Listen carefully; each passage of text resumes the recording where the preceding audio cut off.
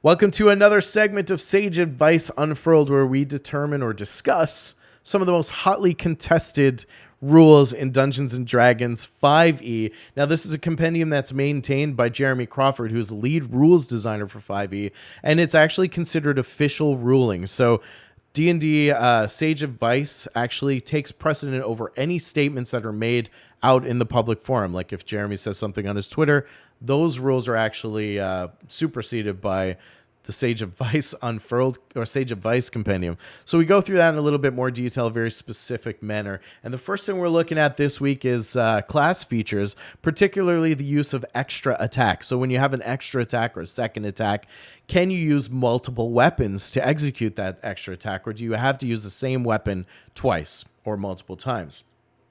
According to Sage Advice, there's no real limitation on what weapons you can use in an extra attack. So you can use a sword and a fist, 2 swords. Your second attack can be anything that you have access to and can use.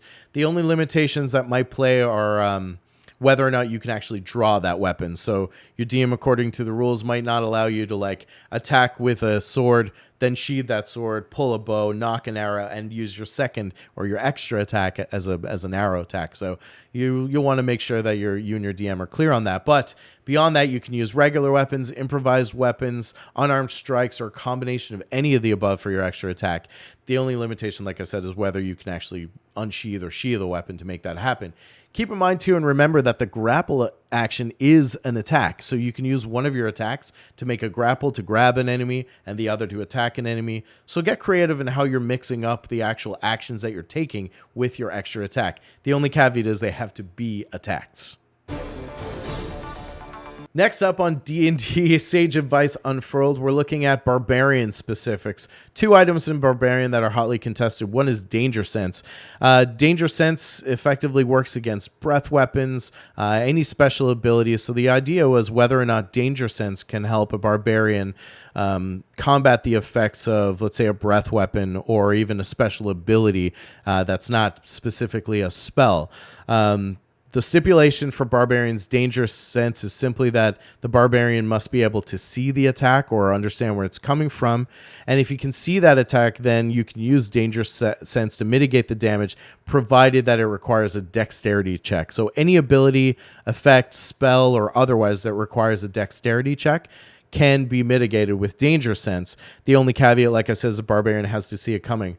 A couple of other things to keep in mind that are often overlooked. The Barbarian also can't be blinded or deafened in order to use Danger Sense. So, of course, if you're blinded, you can't see where the attack is coming. But a lot of people don't know that even if you're deafened, then you can't use Danger Sense as well. So something to keep in mind. And, of course, if you're incapacitated or unconscious, you can't use Danger Sense to avoid attacks either.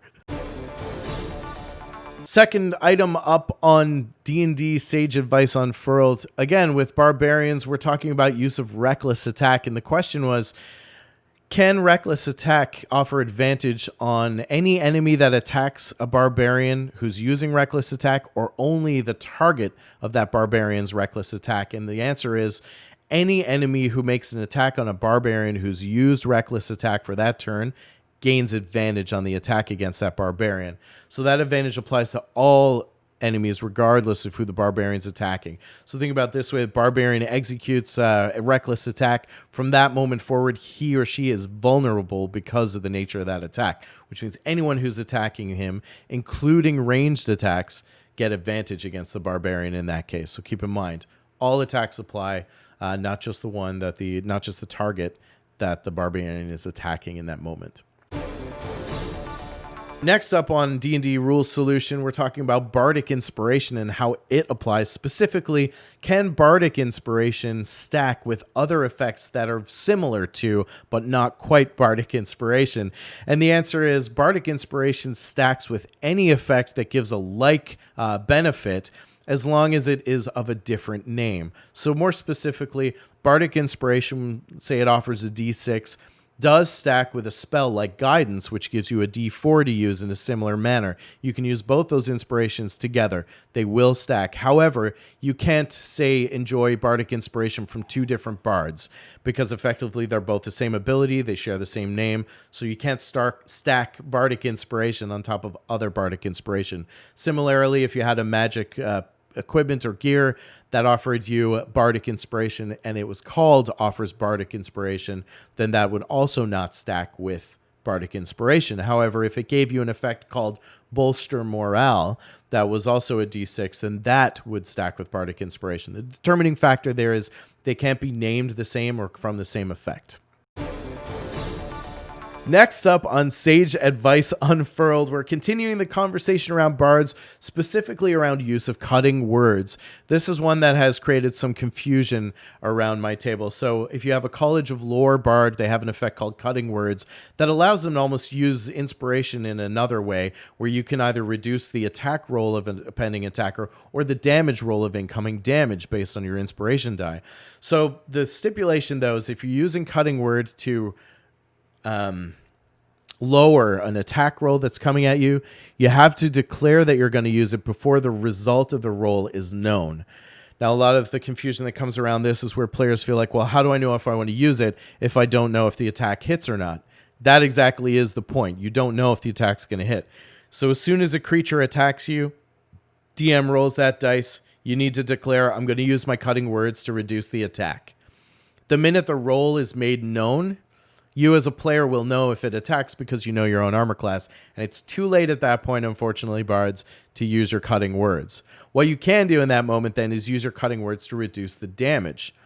So any source of damage that comes at you, whether it requires an attack roll or not, any damage that requires at least a damage roll can be subjected to your cutting words, including Magic Missile, Fireball, Dragon Breath, anything like that. If you have to roll a dice for damage, then you can use your cutting words to reduce that damage.